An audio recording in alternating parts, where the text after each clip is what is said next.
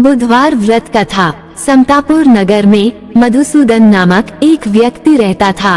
वो बहुत धनवान था। मधुसूदन का विवाह बलरामपुर नगर की सुंदर लड़की संगीता से हुआ था। एक बार मधुसूदन अपनी पत्नी को लेने बुधवार के दिन बलरामपुर गया। मधुसूदन ने पत्नी के माता पिता से संगीता को विदा कराने के लिए कहा।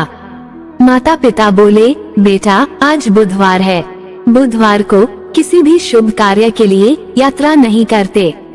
लेकिन मधुसूदन नहीं माना। उसने ऐसी शुभ अशुभ की बातों को न मानने की बात कही। दोनों ने बैलगाड़ी से यात्रा प्रारंभ की। 2 कोस की यात्रा के बाद उसकी गाड़ी का एक पहिया टूट गया। वहां से दोनों ने पैदल ही यात्रा शुरू की।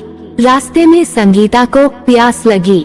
मधुसूदन उसे एक पेड़ के नीचे बैठाकर जल लेने चला गया।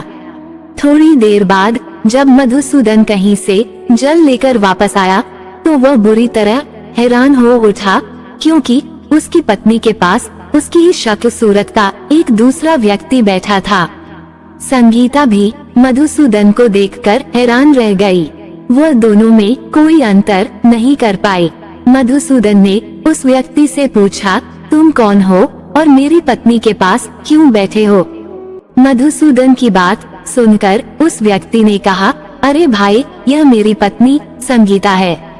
मैं अपनी पत्नी को ससुराल से विदा कराकर लाया हूँ। लेकिन तुम कौन हो जो मुझसे ऐसा प्रश्न कर रहे हो? मधुसूदन ने कहा, तुम जरूर कोई चोर या ठग हो। यह मेरी पत्नी संगीता है। मैं इससे पेड़ के नीचे बैठाकर जल लेने गया था। इस पर उस व्यक्ति ने कहा, अरे भाई, झूठ तो तुम बोल रहे हो। संगीता को प्यास लगने पर जल लेने तो मैं गया था। मैंने तो जल लाकर अपनी पत्नी को पिला भी दिया है। अब तुम चुपचाप यहाँ से चलते बनो, नहीं तो किसी सिपाही को बुलाकर तुम्हें पकड़वा दूंगा। दोनों एक दूसरे से लड़ने लगे। उन्हें लड़ते देख बहुत से लोग वहां एकत्र हो गए। नगर के कुछ सिपाही भी वहां आ गए। सिपाही उन दोनों को पकड़कर राजा के पास ले गए। सारी कहानी सुनकर राजा भी कोई निर्णय नहीं कर पाया। संगीता भी उन दोनों में से अपने वास्तविक पति को नहीं पहचान पा रही थी। राजा ने दोनों को कारागार में डाल देने के लिए कहा। राजा के फैसले पर असली मधुसूदन भयभीत हो उठा।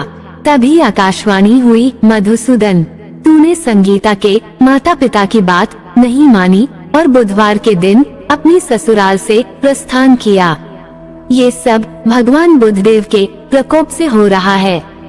मधुसूदन ने भगवान बुद्धदेव से प्रार्थना की, हे भगवान बुद्धदेव, मुझे क्षमा कर दीजिए।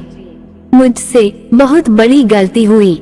भविष्य में अब कभी बुधवार के दिन यात्रा नहीं करूंगा और सदैव बुधवार को आपका व्रत किया करूंगा।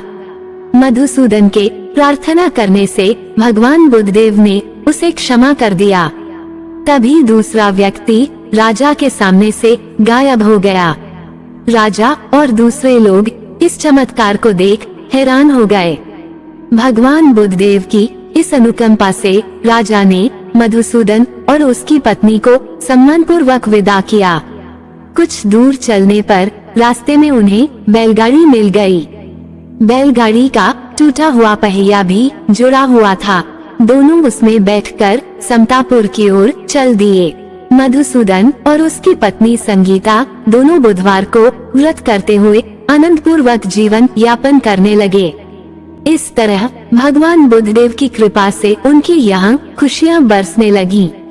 इस प्रकार जो स्त्री पुरुष विधिवत बुधवार का व्रत करके व्रत कथा सुनते हैं, भगवान बुद्धदेव उनके सभी कष्ट दूर करते हैं।